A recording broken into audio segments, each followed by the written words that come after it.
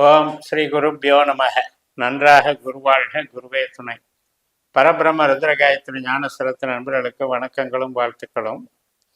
கடகலக்னத்திற்கு இந்த பதிவில் நம்ம 10 நாட்களுக்கான பலன்களை பார்க்க இருக்கோம். முதல் நாள் ஜூலை 22 திங்கட்கிழமை, திருவோண நட்சத்திரம். நம்ம லக்னத்துக்கு 7ஆம் இடமான மகர ராசியில் நம்ம லக்னாதிபதியான சந்திரனுடைய நட்சத்திரத்திலே இருக்காரு. 11ஆம் பாவத்தில் ரிஷபராசியில் குரு சந்திரனுடைய இன்னொரு நட்சத்திரமான ரோகிணியில் இருக்கார். 3ஆம் இடத்துல கேது சந்திரனுடைய இன்னொரு நட்சத்திரமான அஸ்தத்தில் இருக்கார். அப்போ இந்த 3 கிரகமும் இன்னைக்கு பங்களிப்பை எடுத்துக்கும்.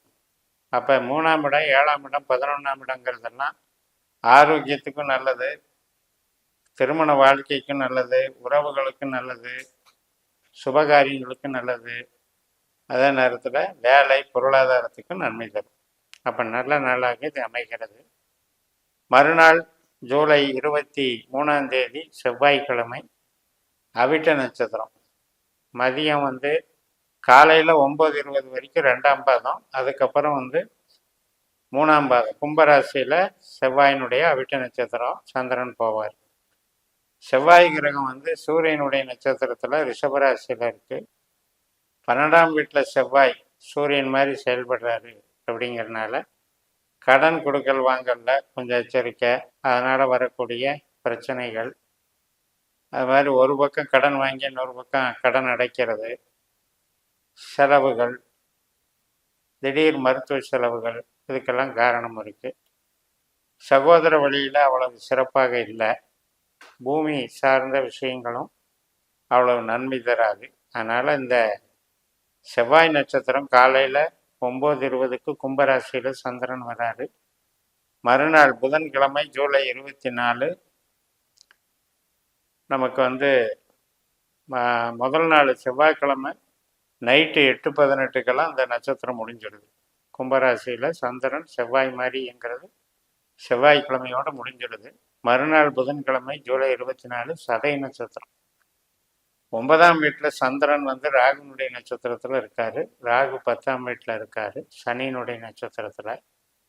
இன்னைக்கு ஆன்மீக காரியங்கள், பூர்வீக சம்பந்தப்பட்ட தொடர்புகள், மேல்கல்வி, குடும்ப உறவுகள், இது சம்பந்தப்பட்ட நன்மைகள்லாம் நடக்கும். நல்ல நாளாக அமையும்.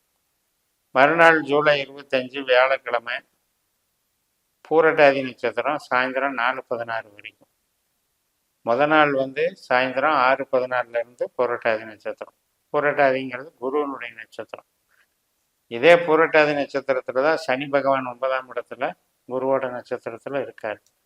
இப்போ சனியும் சந்திரனும் கிரக சேர்க்கை பலனை தர்றாங்க. அதனால் தந்தை வர்க்கம், பூர்வீகம், வெளிநாடு கல்வி, வெளிநாடு தொடர்புடைய வேலைகள், ஆன்மீக சம்பந்தப்பட்ட வேலைகள், இது சார்ந்த ஈடுபாடுகளெல்லாம் இன்னைக்கு நடக்கும். மறுநாள் வியாழக்கிழமை சாயந்தரம் 4:16 வரைக்கும் அதில் சில செலவுகளும் உண்டு. அந்த 4:16க்கு பிறகு உத்திரட்டாதி நட்சத்திரம். மீனராசியில் சந்திரன் சனியினுடைய நட்சத்திரத்தில் போகிறாரு. அதே உத்திரட்டாதி நட்சத்திரத்தில் தான் ராகு 10ஆம் இடத்துல போயிட்டுருக்கார். ராகுவும் சந்திரனும் சேர்க்கை பலனை கொடுக்குறாங்க. அப்போ உற்பத்தி சார்ந்த தொழிலுக்கு அவ்வளவு சிறப்பு இல்லை. ஆனால் மூளை உழைப்பு சார்ந்த தொழிலுக்கு நன்மைகள் நடக்கும், ஃப்ரீயாக இருக்கும். சுபகாரியங்கள், குடும்ப உறவுகளுக்கான நிலைப்பாடுகளெல்லாம் இன்னைக்கு நல்லா இருக்கலாம். உத்திரட்டாதி நட்சத்திரம் வியாழக்கிழமை 4:16க்கு தொடங்கி வெள்ளிக்கிழமை மதியம் 2:20 வரைக்கும் இருக்குது. அதாவது ஜூலை 26 வெள்ளிக்கிழமை மதியம் 2:20 வரைக்கும் உத்திரட்டாதி நட்சத்திரம். அதுக்கப்புறம் ரேவதி நட்சத்திரம் தொடங்குது. ரேவதிங்கிறது புதனுடைய நட்சத்திரம். புதன் 3ஆம் இடத்துல கேதுனுடைய நட்சத்திரத்தில் இருக்கார். இன்னைக்கு டாக்குமெண்ட் சைன் பண்ணுறது, அக்ரிமெண்ட் போடுறது, இடம் மாறுறதுக்கு உண்டான முயற்சிகள், இடம் விற்கிறதுக்கு உண்டான முயற்சிகள், கம்யூனிகேஷன், புது படிப்பு, இதுக்கெல்லாம் சாதகமாக இருக்கும்.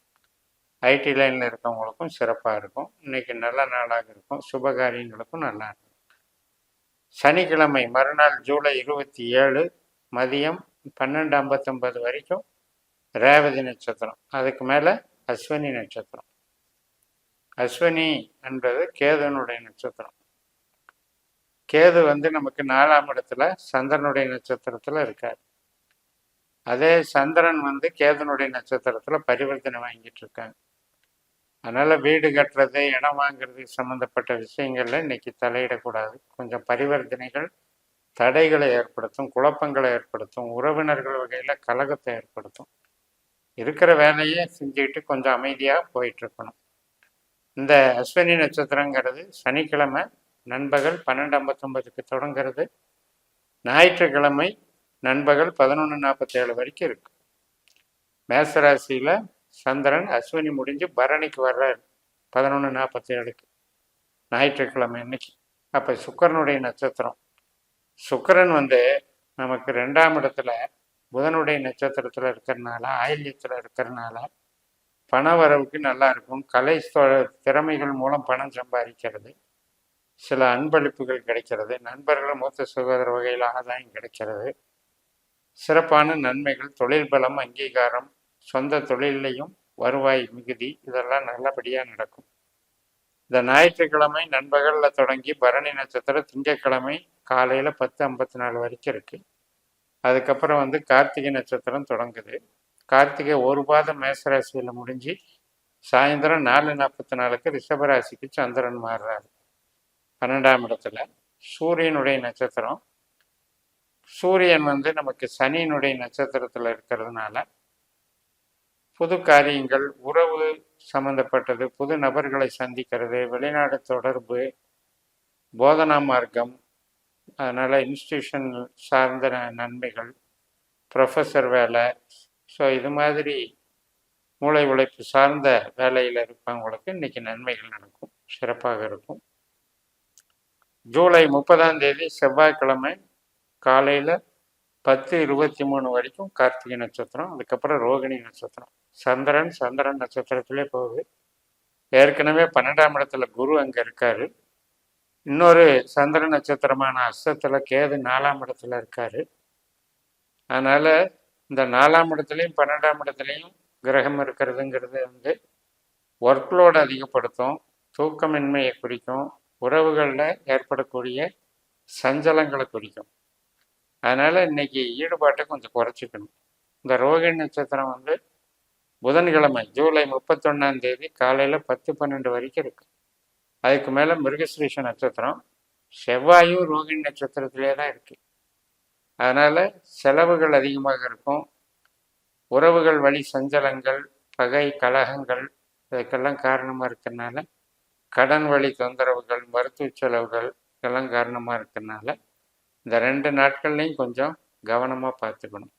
செவ்வாய்க்கிழமையும் புதன்கிழமையும் பேசிக்கலாகவே நமக்கு 12ஆம் இடத்துல கிரகங்களுடைய சேர்க்கைகள் அப்படிங்கிறது செலவுகளை அதிகப்படுத்தும், திடீர் செலவுகளாக இருக்கும், உறவுகளில் சில வருத்தத்தை கொடுக்குங்கிறது இருந்தாலும் கூட நமக்கு பொதுவாக 9ஆம் இடத்துல இருக்கக்கூடிய சனி நமக்கு நன்மைகளை தர்றாரு.